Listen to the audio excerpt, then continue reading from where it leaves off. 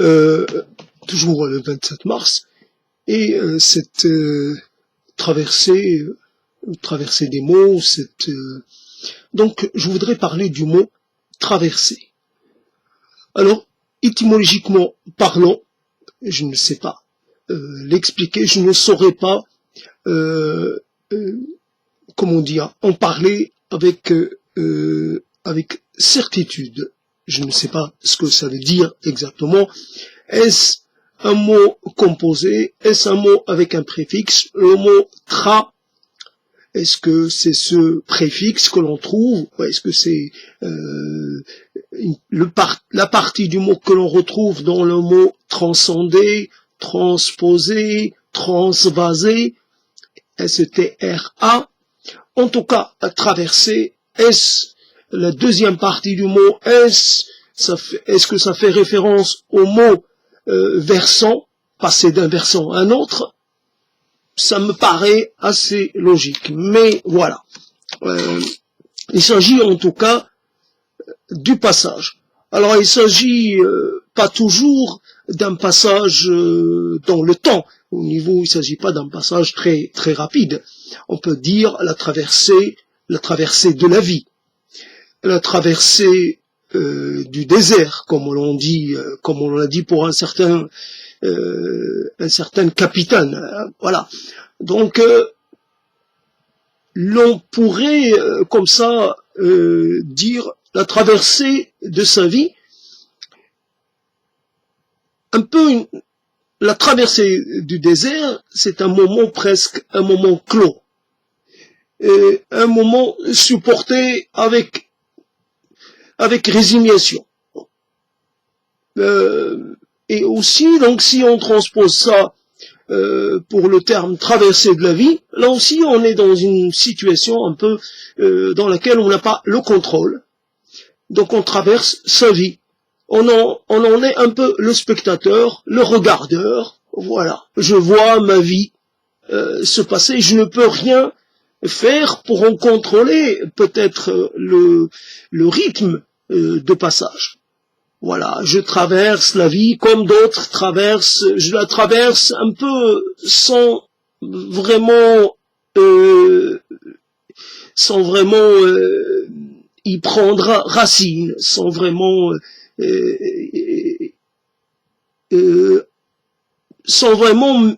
quelque part non pas appartenir, mais sans m'engager dans quoi que ce soit. Donc je suis toujours dans la situation de spectateur. Voilà donc la traversée. Donc on voit que c'est une chose sur le plan littéral, c'est très facile, on passe d'un lieu à un autre, on traverse, je traverse ce lieu, je traverse ce village, par exemple, je ne fais que le traverser.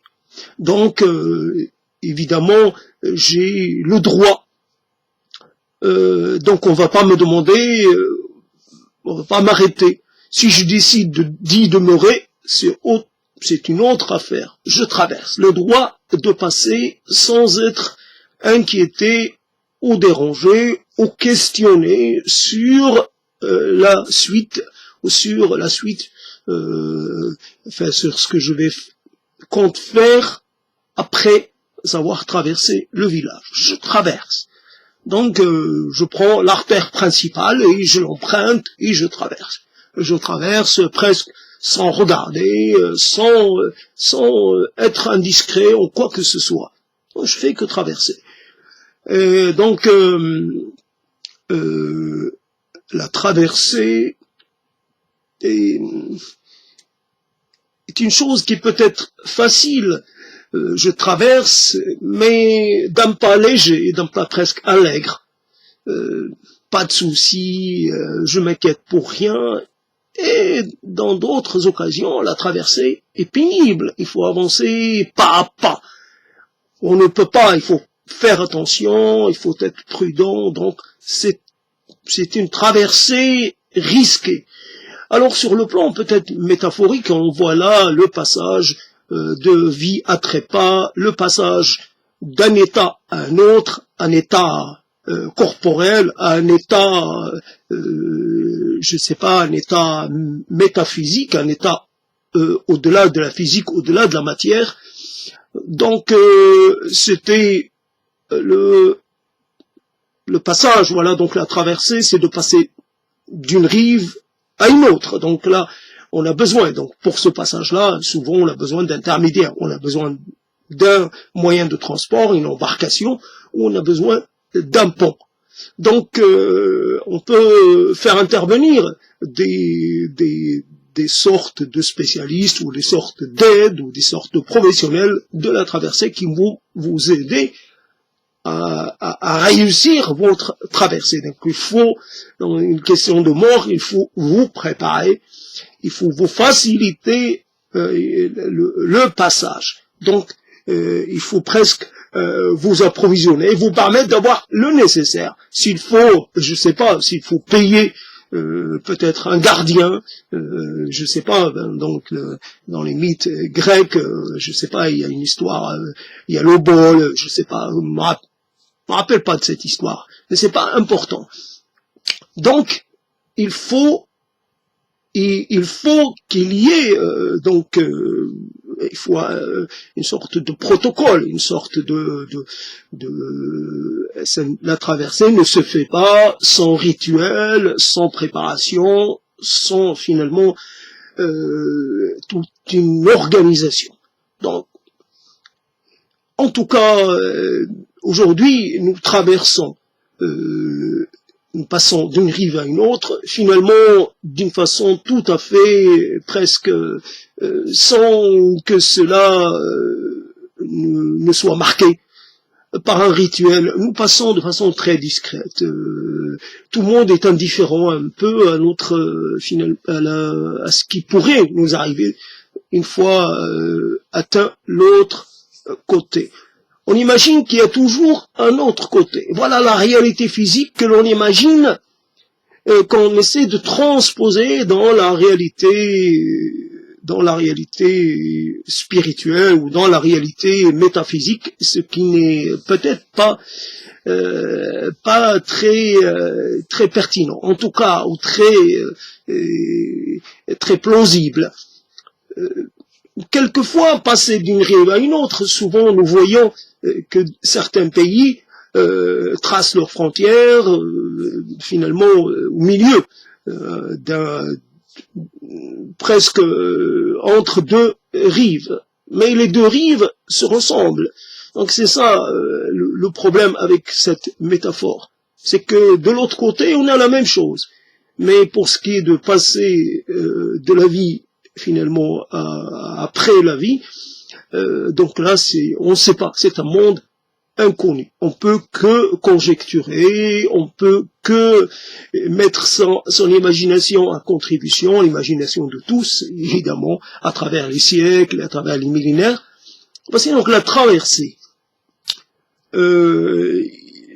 J'y pensais pendant peut-être un quart d'heure, 20 minutes, mais je n'ai pas réussi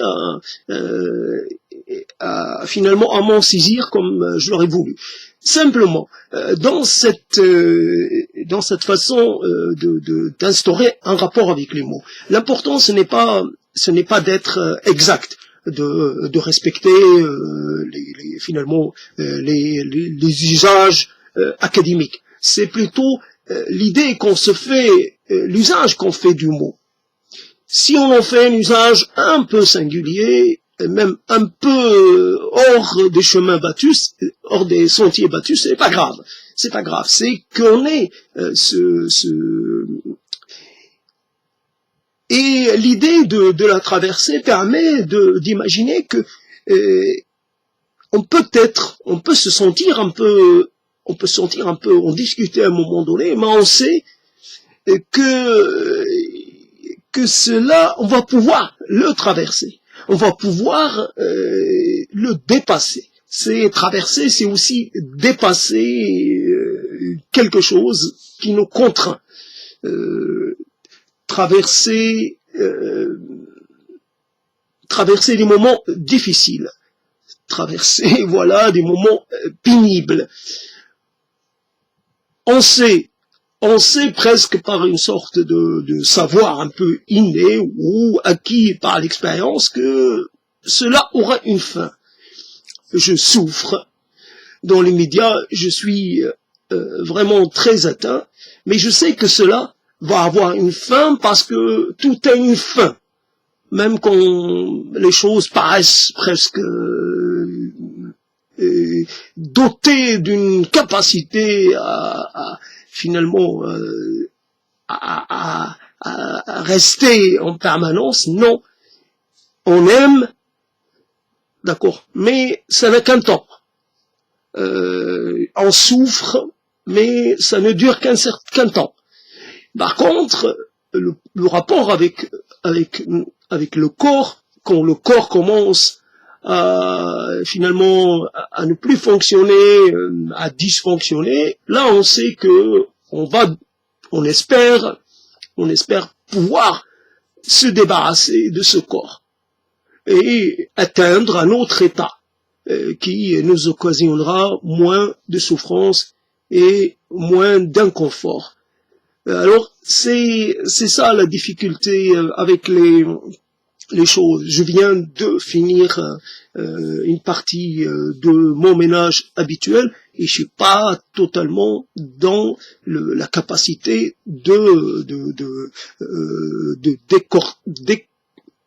détricoter un mot pour essayer de finalement de le déconstruire pour essayer de le reconstruire. Donc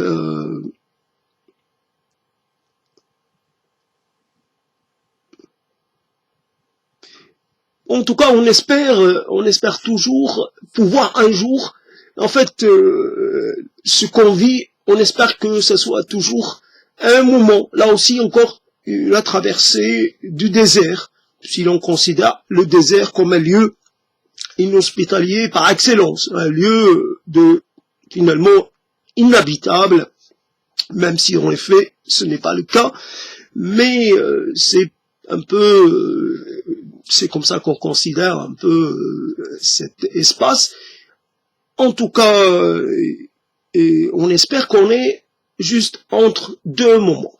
Et évidemment, la traversée peut durer, peut s'éterniser, peut se sembler ne jamais se terminer, mais on sait là aussi qu'elle va se terminer. Et donc bon, tant qu'à faire, où puisque j'ai pas réussi à finalement à traiter comme il faut le mot traversé, donc je vais essayer de passer à un autre mot, celui de la prophétie auto-réalisatrice. Voilà une chose que l'on a quelquefois à disposition. C'est pas un concept qui revient très souvent, mais quand on l'entend dans la bouche de quelqu'un, on le récupère. Voilà, c'est un mot finalement, c'est un concept assez malléable qui peut servir pour des usages assez divers. La prophétie auto-réalisatrice, c'est un peu la chose que l'on craint et qu'on essaie de repousser, qu'on essaie d'éloigner.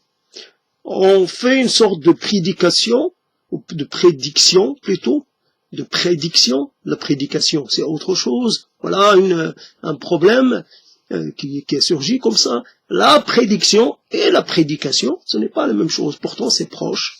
Bon, je vous laisse chercher quelle est la différence entre ces deux mots. En tout cas, moi, je l'aperçois bien, mais la prédiction, mais j'ai fait quand même l'erreur. Donc, la prédiction, c'est la capacité finalement d'avoir une sorte de vision sur ce qui va se produire. Donc on imagine que si on fait les choses d'une certaine façon, ça ne peut que conduire à un certain type de résultat. Donc si l'on a une sorte de nonchalance, pour ne pas dire défaillance, insouciance, manque d'anticipation, manque d'organisation, cela ne peut se terminer que d'une certaine façon. Ça conduit à l'échec. Si on craint l'échec, même si l'échec en lui-même est quelquefois formateur, mais il y a échec et échec. Il y a certains échecs qui vous terrassent, qui vous anéantissent totalement, et certains échecs qui vous laissent la capacité de récupérer, de finalement de pouvoir vous remettre sur pied. Donc la prophétie autoréalisatrice, je ne sais pas non plus comment en parler. J'en ai une idée presque vague. C'est ça le problème. Quelquefois, on a une idée très claire d'une chose, et puis ça bascule dans une sorte d'une nébulosité. Je vois plus très bien ce que je pourrais en faire. Et donc, j'en ai parlé que sur un versant. Mais peut-être que la prédication autoréalisatrice, et en fait, l'idée est quelque part, ça peut conduire à une sorte de peur, à une sorte de presque, une sorte de, comment on appelle ça? En fait, de l'ordre, un peu quelque chose en rapport avec les rationnels. Donc, n'appelons pas le malheur, ne parlons pas de la mort, parce que ça pourrait, justement, parce qu'on pourrait, finalement, l'intéresser, parce qu'on pourrait, à force d'en parler, elle pourrait se rappeler, elle pourrait venir nous rendre visite. Voilà. Donc, nous parlons pas trop, comment dire, une sorte de, comme certains discours, comment dire. Alors, je reprends. La prophétie auto-réalisatrice, ça se développe dans un contexte évidemment comme si, je sais pas, ces gens qui clouaient le cadavre d'une chouette sur leur porte pour éloigner le malheur. Et il faudrait presque développer une série j'allais dire, des rituels, des tas de dispositifs comme ça pour éloigner le malheur. Plus la prophétie. Si je fais ça, voilà, si je fais ça, ça va avoir ceci comme conséquence. Donc voilà les conséquences.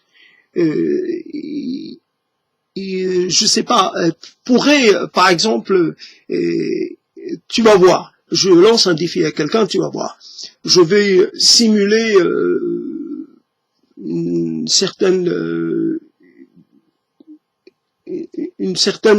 je sais pas comment je pourrais appeler ça, je suis en détresse, je vais faire comme si j'étais en détresse, et je vais appeler, et tu vas voir, personne ne va se bouger.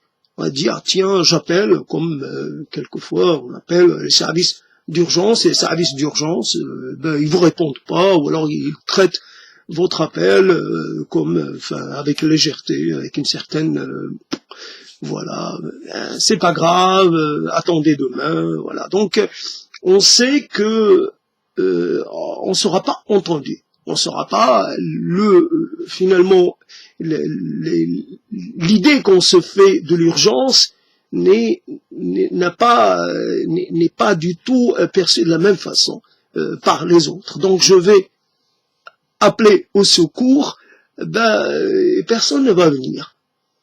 Je vais appeler une première fois, une deuxième fois, une troisième fois, je pourrais appeler longtemps. Personne ne va venir. Donc, Et parce que est-ce que c'est comment dire, est-ce qu'on peut appeler ça de la prophétie ou de finalement de cette capacité à peut-être à voir ce qui ne s'est pas encore produit, à parler de ce qui pourrait se produire? Est-ce que c'est anticiper un événement, une réaction, et avoir un savoir déjà bien conséquent, bien avant l'avènement, bien avant la production de l'événement en question. Voilà, donc j'ai pas su traiter de la finalement la prophétie réalisatrice. Bien entendu, je peux essayer de trouver un dérivatif, quelque chose pour essayer d'avoir un peu de considération pour moi-même. Je dirais oui, la destruction de la terre, tel que certains l'ont finalement anticipé. Enfin, je sais pas, on en parlait pour l'an 2012. Comme ce que l'on peut dire pour le Big One qui pourrait se produire, voilà, qui pourrait se produire en Californie, voilà, on pourrait dire des tas de choses comme ça. Et en fait, la prédication, enfin la prédiction, la prophétie, elle a un côté comment on pourrait dire, j'oublie ce terme, c'est comme si on met malgré tout autoréalisatrice, mais quand même on n'aimerait pas que on va dire, si on tient compte de tel ou tel phénomène, de tel ou tel aspect, cela ne peut se terminer que d'une façon. Parce que, etc., comme les gens qui parlent de la fin du monde, comme les gens qui parlent de l'effondrement d'une civilisation, ils font des tas comment dire, de conclusions. Ils ont non pas des hypothèses, mais ils ont carrément des faits, une série de faits, et cette série de faits va conduire. Est-ce que, quand on parle de l'effondrement, est-ce que réellement on est prêt à assumer les conséquences d'un effondrement de civilisation? On parle d'un crash financier, est-ce qu'on est prêt? Parce que le crash financier, il ne va épargner personne. Même les gens qui l'ont dénoncé, qui en ont parlé pendant des années, qui ont averti. Donc, si on parle d'un effondrement, l'effondrement, il est totalement impossible à circonscrire. Ça va pas se limiter à une région, ça va pas se limiter à une classe de la population, ça va être général. Comme pour aujourd'hui, si l'on parle, je sais pas, il y a des gens qui se régalent parce qu'ils se disent, on vous en a parlé, on vous a averti. Voilà, donc vous avez presque des gens qui pourraient dire vous l'avez cherché. Donc c'est la punition. Alors, outre les gens qui parlent d'une supposée prétendue punition divine finalement pour atteinte à la morale, mais il y a des gens qui disent vous avez finalement porté atteinte côté à la terre. La terre, avant c'était la terre-mère, maintenant c'est la biodiversité, c'est le climat, c'est des choses comme ça. On est un peu moins dans la légende, mais on est quand même encore dans une sorte comment dire, de rattachement trop facile, d'essayer de construire des liens entre des choses qui n'ont peut-être pas de lien entre elles.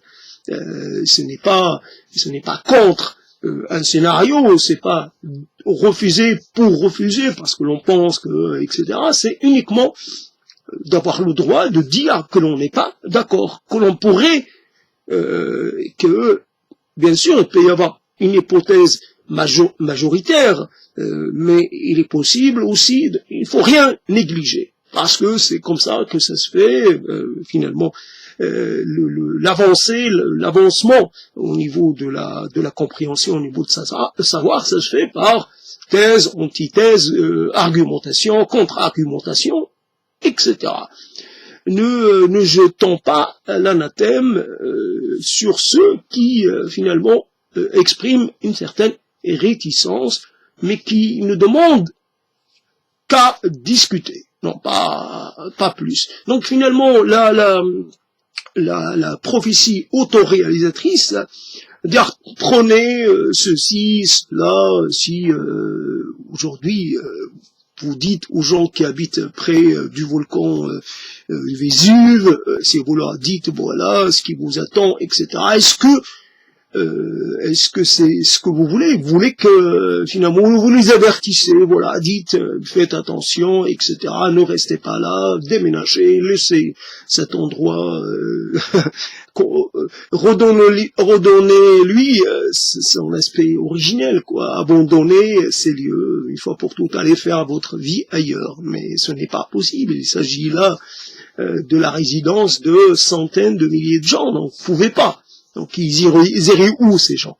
Donc vous voulez pas que votre prophétie se réalise. Donc l'idée d'une prophétie auto-réalisatrice, c'est peut-être limité à certains aspects. C'est là l'idée un peu paradoxale, c'est que on aimerait comme ça mettre en place certaines prédictions, mais on n'aimerait pas qu'elle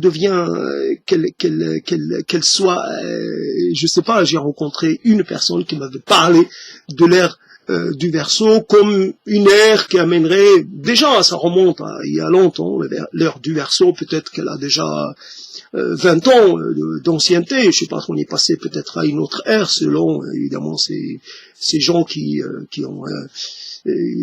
pensent comme ça, mais une ère qui amènerait la prospérité, c'est comme ça que je m'en souviens, à toute l'humanité. Une ère un peu presque de transcendance. L'humanité vivrait des âges assez extraordinaires. L'humanité, je sais pas quoi, je sais pas ce que les années 2000 nous ont amené, en tout cas pas spécialement beaucoup d'épanouissement.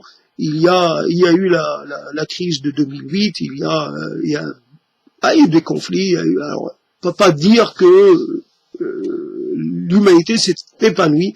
L'humanité fait toujours face finalement à ses propres contradictions et voilà, et puis à l'hostilité naturelle. Elle doit quand même, on est un peu dans un rapport assez difficile avec notre environnement, tempête, tsunami en 2004, etc., etc. Voilà donc prophétie auto-réalisatrice. Mais c'est quoi ce prédicat-là? C'est quoi cette hypothèse? C'est quoi c'est quoi ce concept d'ailleurs? Qu'est-ce qu'il veut dire? Est-ce qu'il a une réalité? Est-ce qu'il a une pertinence? Est-ce que c'est uniquement de l'ordre du langage, de l'ordre du trop de langage, et on aurait mis des choses les uns avec les autres, mais finalement ça ne veut rien dire. Donc j'ai pas su traiter, j'avoue, et j'avoue que ça ne me cause pas beaucoup de tracas. Je me tracasse pas pour ça. J'ai pas besoin d'un concept. Un concept à lui seul ou même une série de concepts, c'est pas ça qui va vous armer pour faire face finalement à vos difficultés de chaque instant. Peut-être avec un minimum. Le minimum syndical, le minimum lexical pouvait régler tout ce qui peut finalement se présenter à vous comme obstacle et comme contrariété. Simplement cherchez à être le plus efficient possible. Sachez identifier l'élément le le plus important, le plus impactant, le plus influent. Voilà, il y a peut-être parmi vos contradictions, peut-être, sachez distinguer celle qui fait le plus de mal, celle qui vous embarrasse le plus, celle qui vous cause le plus de tracas. Parmi vos désirs, sachez finalement vous concentrer sur quelques-uns, un ou deux désirs. Parmi vos rêves, sachez aussi finalement réduire votre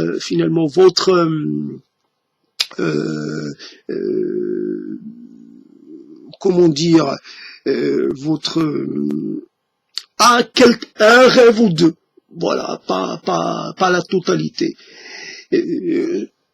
Sachez finalement léguer vos rêves à quelqu'un d'autre, ou déléguer, peu importe, en tout cas, voilà, c'est comme ça. Alors là, les concepts, c'est utile, mais ce n'est pas indispensable. Et même aussi l'idée qu'on se fait d'un concept, c'est bien quand c'est une idée assez convenue, mais quand c'est une idée qui n'est pas tout à fait dans les clous, qu'elle n'est pas tout à fait en adéquation avec les définitions, avec les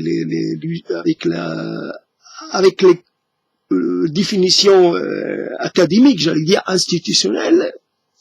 Ne soyez pas préoccupés par ça. La probabilité que vous ayez besoin d'utiliser certains concepts est une probabilité très peu finalement très peu plausible. Donc il y a des concepts, vous allez les utiliser peut-être 10 fois, 20 fois dans votre vie, et voilà, c'est pas grave. Si vous en avez une perception quelque peu déphasée. Donc la prophétie auto-réalisatrice, c'est une drôle de situation, c'est un drôle de moment. Le prophète, en tout cas, c'est celui qui annonce, c'est celui qui avertit, c'est celui qui veut faire passer un message, qui veut éveiller les consciences, qui veut, on pourrait dire, revenir à l'Ancien Testament et dire un peu toute la série des prophètes qui se sont adressés à leur groupe et à leur peuple même, si on peut dire, et qui finalement, voilà, et ils ont essayé de les avertir par rapport finalement à leur dérive ou à leur amoralisme, etc. Puis finalement, comme ils n'ont pas écouté, ils ont dû finalement subir la colère divine. Est-ce que c'est de la prophétie autoréalisatrice? Je n'en sais rien. C'est ça. N'obéissez pas à Dieu. Si je sais que vous n'allez pas obéir à Dieu parce que vous êtes trop dans vos plaisirs, et voilà, donc vous allez être châtié et vous n'allez pas y manquer. Et châtiment, c'est voilà, donc alors le châtiment divin, c'est quelque chose qui anéantit tout. Voilà, donc j'ai fini, je peux pas aller plus loin, sinon je vais commettre plein d'impairs. Donc voilà, c'est pas grave, je constate. Je constate un peu mon impuissance à traiter convenablement de certains concepts. Ce n'est pas grave. À traverser la prophétie autoréalisatrice. Voilà, donc en fait, on est dans des situations, on sait pas comment faire.